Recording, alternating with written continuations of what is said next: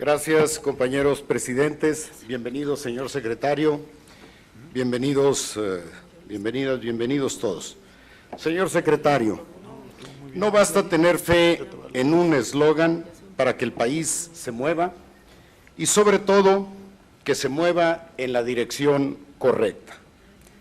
La cultura cortesana de la oposición del gobierno y de la mayoría priista lo han llenado aquí ya de halagos y reconocimientos, apegados todos ellos a las convenciones retóricas del sexenio, y aplaudirán cualquier cosa que usted diga.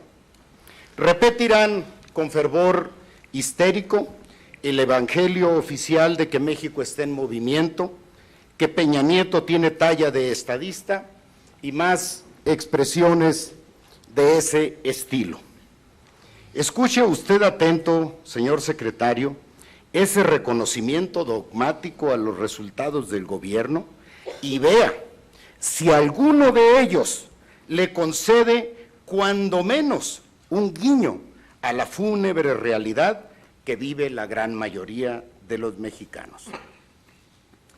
Entiendo que para quien habita un palacio, el de Cobián, resulta increíble la versión de quien le hablará de un país diezmado en su gobernabilidad. Sin embargo, para evitar un juicio partidario tan usual en este tipo de encuentros, evaluaré los resultados en política interior exclusivamente sobre la base de los indicadores internacionales más reconocidos en la materia, ajenos todos ellos, por supuesto, a la información a modo y a las increíbles historias de heroísmo que con grandes costos para el bolsillo de los mexicanos atribuyen los apologistas del gobierno al presidente Peña Nieto. Por razones de tiempo, lo señalaré a vuelo de pájaro. El Índice de Paz Global 2014, publicado por el Instituto para la Economía y la Paz, ubica a México en el lugar 138 de 162 países, por debajo de Ruanda, Irán y Burundi. Lo más grave es que del 2013 al 2014, pasamos del lugar 134 al 138, es decir, en un solo año perdimos 4 lugares. En el Índice Global de Democracia, elaborado por la organización austríaca del mismo nombre, México aparece en el lugar número 53 de 115 países evaluados, después de Moldavia, Jamaica y El Salvador. Nuevamente, en un solo año, nuestro país cayó 6 posiciones. Según Reporteros Sin Frontera, nuestro país se ubica en el lugar 152 de 180 países evaluados en el Índice de Libertad de Prensa. Según este mismo estudio, la situación de peligro y violencia que vive el periodismo en México es más grave que naciones como el Congo, Etiopía y Palestina. Según el indicador de Freedom House, que evalúa el grado de libertades políticas y cívicas, México obtuvo en 2014 calificación de parcialmente libre. De nuevo, lo más grave es que el año 2010 ya habíamos obtenido la valoración de libre, que perdimos los años posteriores. No me voy a detener en el tema de la seguridad pública, donde este gobierno ha buscado equiparar el silencio comprado en los medios, en algunos medios de comunicación, la mayoría de ellos, con la solución del problema. La Comisión Nacional de Derechos Humanos informa que 11 entidades registran ya grupos de autodefensa. El Centro para el Monitoreo de Desplazamientos Internos por Razones de Violencia calcula que 115,000 mexicanos abandonaron sus hogares solo durante 2013 por razones de violencia. Finalmente, según la encuesta Pew Research Center, el 68% de los mexicanos manifestó estar insatisfecho con la conducción del país y el 47% específicamente les parece muy mala la actuación del presidente Peña. Después de repasar estos indicadores exentos de maquillaje, puedo decir crudamente y sin faltar a la verdad que el país se encuentra en un punto muerto y que la acción de este gobierno no pasa ni de panzazo el examen de la gran mayoría de los mexicanos. La lógica política detrás de esos desesperanzadores resultados ha sido un pragmatismo excluyente de la gran mayoría de los mexicanos de la acción política del gobierno. Un pragmatismo ramplón que, despojado de toda sofisticación intelectual, ha terminado reducido a una eficacia sin referentes éticos, sociales, ideológicos e históricos. Un pragmatismo más sensible a las presiones de los poderosos que a la demanda social. Hay otras explicaciones, mencionaré solo alguna de ellas. Al gobierno lo ha secado la obsesión por quedar bien con los dictados internacionales. La presidencia de la República, con un patriotismo simulado, ha sido reducida a una institución instrumental para homogenizar nuestro marco jurídico con aquel recomendado por los organismos internacionales.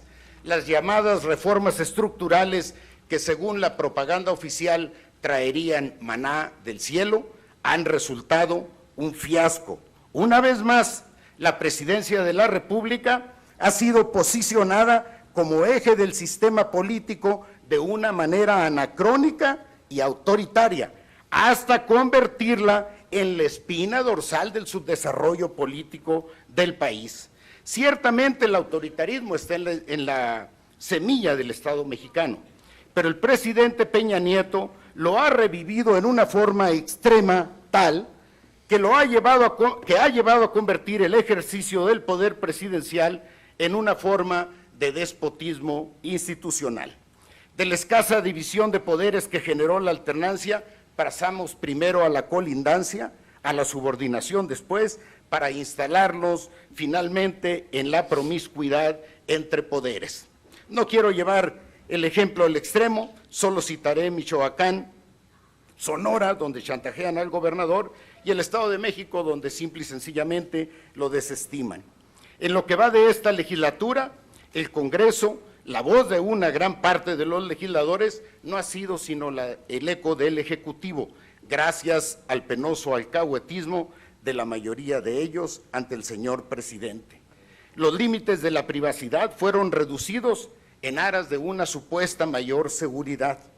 El manoseo abierto o encubierto de todos los posibles contrapesos al poder presidencial, léase el IFAI, el INE, el TRIFE y demás instituciones de esa naturaleza, son también ahora integrantes del séquito y son incapaces de actuar fuera de línea.